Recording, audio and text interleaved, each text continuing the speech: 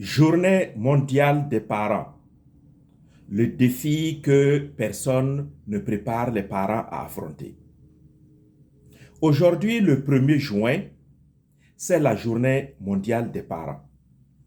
Une journée créée par l'ONU depuis 2012 pour reconnaître le rôle essentiel des parents. Mais si nous sommes vraiment honnêtes, être parent aujourd'hui est probablement plus difficile que jamais. Surtout pour les familles africaines immigrantes vivant en Occident, en Europe, aux États-Unis ou au Canada. Beaucoup de parents africains aiment profondément leurs enfants. Oui, il faut le reconnaître. Pourtant, j'ai constaté ceci. Beaucoup de parents africains vivant en Europe, aux États-Unis, au Canada, et même dans les sociétés modernes et africaines actuellement, beaucoup de ces parents se sentent dépassés ou perdus. Ils se sentent découragés parfois. Ils se sentent impuissants. Ils se retrouvent seuls devant les problèmes qu'ils vivent et à l'égard de leurs enfants. Pourtant, j'ai trouvé que ils ne sont pas de mauvais parents. Ils sont de très bonne foi. Mais c'est parce que les défis ont changé. Ce qui fonctionnait dans la société traditionnelle ne marche plus aujourd'hui dans la société dite moderne. Et surtout dans la diaspora, où les parents eux-mêmes sont confrontés à de multiples défis, ce qui est un problème réel. Dans mon travail de coach auprès des couples immigrants africains et des parents immigrants africains, je rencontre régulièrement des parents qui souffrent en silence. Et ça, ce n'est pas un parent, deux parents, c'est une multitude. Oui, ils veulent bien faire. Ils essaient de transmettre leurs valeurs culturelles, religieuses, professionnelles, mais ils se sentent parfois bloqués. Oui, bloqués et ils n'arrivent pas à avancer. Oui, ils se sentent parfois perdus même, comme je l'ai dit. Et il y a quelques difficultés majeures que je trouve les plus fréquentes.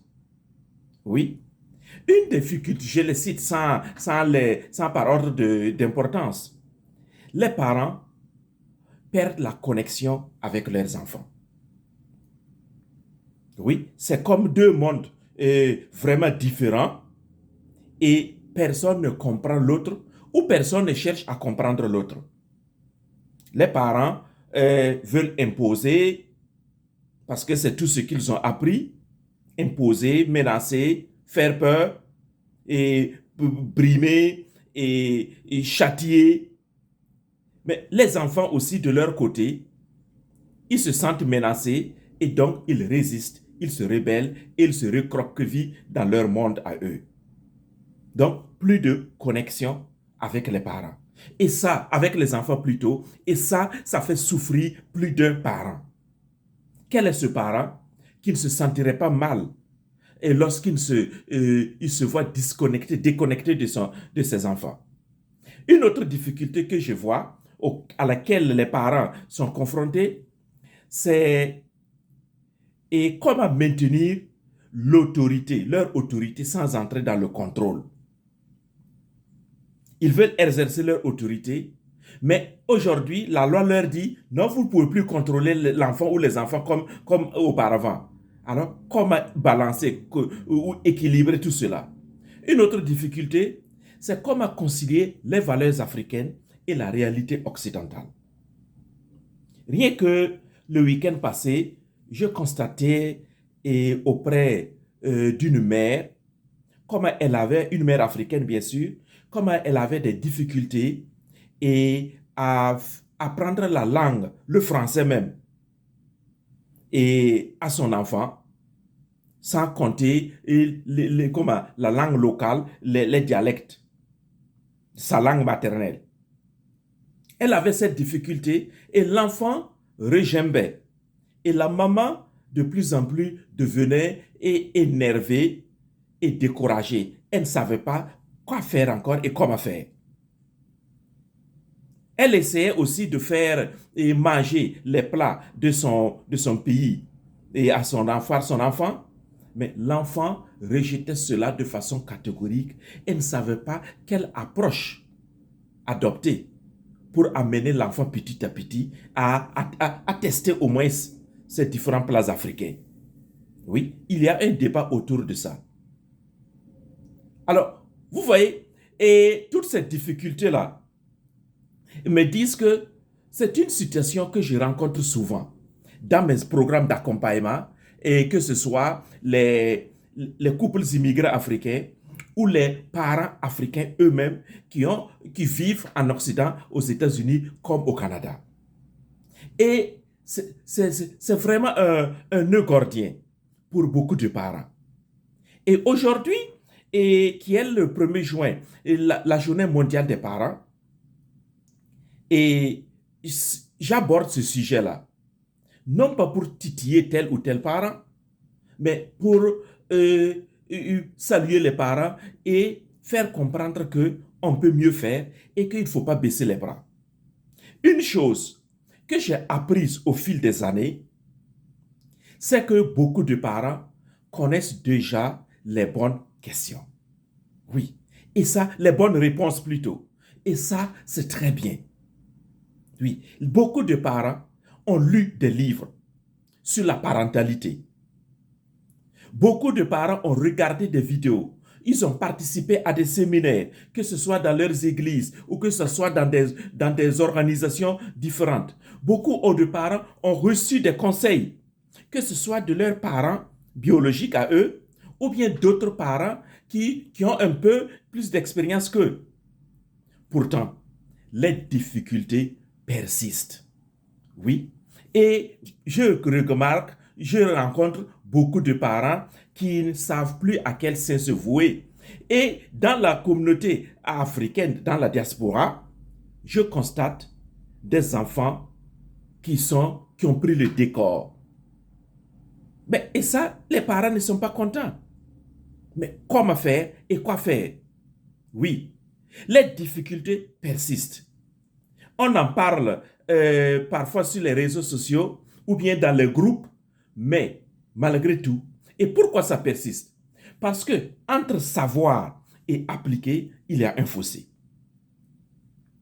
Les couples immigrés africains peuvent parler du mariage de long à large pendant des journées. Les parents africains immigrés en Occident, aux États-Unis comme au Canada, dans la diaspora, peuvent parler de la parentalité et des techniques parentales de long à large.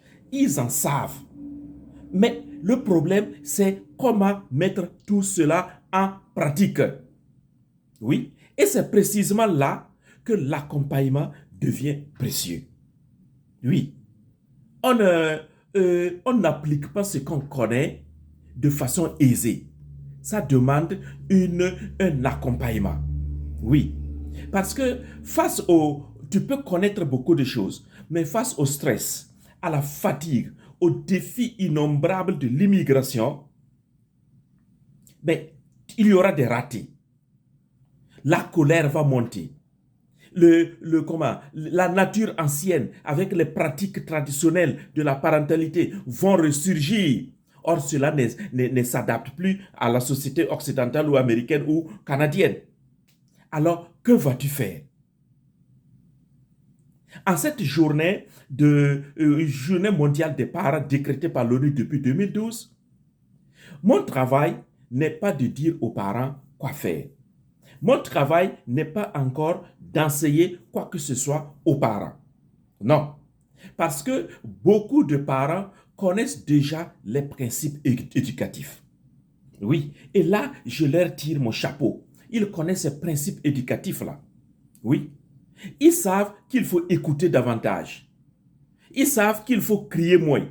Ils savent qu'il faut communiquer mieux. Oui. Qui ne sait pas cela? Qui n'a jamais entendu parler de cela? Crier, il faut crier moins, il faut communiquer mieux, il faut écouter davantage. Mais c'est quoi en réalité écouter? C'est quoi en réalité communiquer? Et comment passer à l'acte? C'est lorsque, je l'ai dit, lorsque les parents africains vivant en Occident, en France, en Belgique, en Allemagne, ou je ne sais où encore, aux États-Unis, au Canada, lorsqu'ils sont confrontés au stress, à la fatigue, à la résistance de leurs enfants, ils reviennent souvent à leurs anciennes habitudes. Oui. Parce que la résistance des enfants, on dit à l'enfant, fais ceci ou ne fais pas cela, et l'enfant fait carrément le contraire, il fait à sa tête. Et là, ça sort le papa ou la maman de lui-même. Et ils ont tendance à revenir à leurs anciennes habitudes, qui est le châtiment, qui est la réprimande, qui est la punition. Mais cela ne marche plus. Parce que l'enfant reconnaît ses droits aussi. Vous voyez? Et cela met mal à l'aise les parents africains aux États-Unis. Et beaucoup finissent par dire, oh, c'est l'enfant américain, c'est l'enfant français, oh, il est intouchable. C'est là qu'un accompagnement peut faire une différence. Oui. Et ceux-là qui ont bénéficié d'un quelconque accompagnement en ont tiré profit. Avant de continuer, mettez les j'aime et partagez cette vidéo-là pour saluer beaucoup de parents africains vivant dans la diaspora. Donc je disais, c'est là qu'un accompagnement peut opérer une différence. Moi, j'aide les parents à mieux comprendre leur situation d'abord. Oui, comme je l'ai dit, ce n'est pas pour enseigner encore. C'est aider les parents à avoir cette clarté-là, une clarification de leur situation. Qu'est-ce qui ne va pas? Pourquoi ça ne va pas? Où se situe le vrai problème? Je les aide à identifier ce qui bloque la relation avec leurs enfants. Parfois, on pense que c'est ceci, le blocage, mais le blocage peut être beaucoup plus profond. Je ne parle pas d'abord des stéréotypes psychologiques ou culturels, non. Dans mes accompagnements, on identifie ce blocage-là. Oui. Et ensuite, j'aide les parents à développer leurs compétences parentales et à renforcer leur leadership parental. Il y a des compétences claires. Si tu ne les as pas apprises, tu ne les connais pas, tu ne peux pas faire. Là, il ne s'agit pas de la théorie. Oui, il s'agit de la pratique. Quand on parle de compétences, il s'agit de la pratique. Ce que tu sais faire et ce que tu peux faire. Il ne s'agit pas de ce que tu sais, ce que tu connais, mais c'est ce que tu peux faire. Et d'ailleurs, il y a dans l'accompagnement tout des exercices que je donne aux parents. Et les parents se mettent en scène. Ils jouent le rôle. Oui, ils playent. Ils jouent le rôle et carrément en dehors des situations réelles et concrètes. Donc, ils s'entraînent. Vous voyez, il n'y a pas un footballeur professionnel qui ne s'est pas entraîné avant et qui n'a pas transpiré avant de monter sur le terrain pour le match de compétition. Non. Alors, j'amène aussi les parents à s'entraîner avant que les réalités avec leurs enfants n'arrivent. Et lorsque tu t'entraînes, tu es prêt. Regardez les militaires. Ils ne vont pas en guerre sans s'entraîner pendant des jours et des nuits, sans privation. Et c'est en cela qu'ils vont affiner leurs compétences et avoir une certaine rectitude dans le tir. C'est ça le leadership parental à développer. Et les parents vont apprendre à découvrir ou à exercer leur style parental, leur style de leadership à eux, qui conviennent à leur situation à eux. C'est-à-dire, ils construisent simplement la parentalité qui leur convienne. Ce n'est pas ce que moi je veux, mais c'est ce que eux ils veulent et ce qui convient à leur réalité, dans leur famille, dans leur maison. Voilà le produit ou les bénéfices de ces accompagnements. Mon travail est donc de les aider et de vous aider à trouver vos propres solutions, à développer vos compétences parentales et à construire les relations familiales plus solides. Oui, c'est ça mon rôle. J'accompagne particulièrement les couples immigrants africains, les parents immigrants africains qui veulent réussir leur vie familiale en Occident, aux États-Unis, au Canada, sans perdre leurs valeurs. Oui, écoutez ceci, chers amis. Et en cette journée mondiale des parents, et je veux simplement vous dire une chose. Vous n'avez pas besoin d'être un parent parfait. Oui, là, je le parle d'expérience. Vous n'avez pas besoin d'être un parent parfait. Et vos enfants n'exigent pas que vous soyez un parent parfait. Vous avez besoin, nous avons besoin de continuer à apprendre, à grandir et à faire accompagner et à nous faire accompagner lorsque c'est nécessaire.